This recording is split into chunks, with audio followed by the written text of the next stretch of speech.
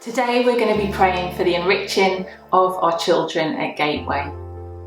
Something I've really valued being at Gateway has been the prayer breakfast that we held at our house.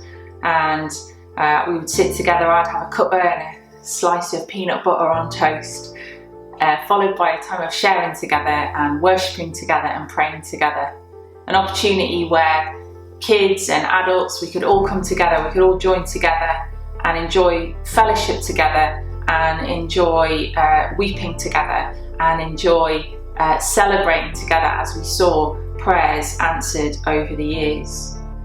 My children made friendships with other kids and with adults too, and over the last year, as Steve has obviously not been very well, something that I believe is fruit of our prayer breakfast together is the fact that Gabby has consistently asked day in, day out, "How's Stevie doing, Mummy?" And she's prayed for him and has been really joyous when we've seen improvement in his condition.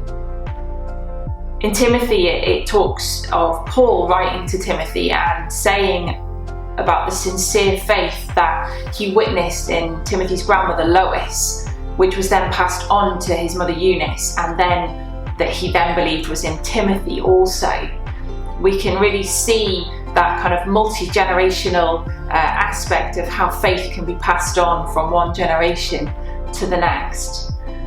It's only really in the last 100 years that within our own communities, that because of the Industrial Revolution, that there has been that separation of generations not being together. Before that, it was always a case where you would have different generations working together, living together, learning from one another and sharing with each other. And in Deuteronomy, it encourages all of us to teach the ways of the Lord to our children, to talk about them when we're at home or when we're out and about or when we're waking up in the morning or when we're going to sleep. And we all have a part to play in encouraging and praying with and walking with the children that we have at Gateway. We all have an opportunity to be able to teach them the ways of God and also to learn from them too. My kids teach me so much about faith on a daily basis. We believe that our next move and this transition to the more informal, multi-generational gatherings will really be able to facilitate this ability to be able to share together and learn from one another and walk with one another and encourage one another.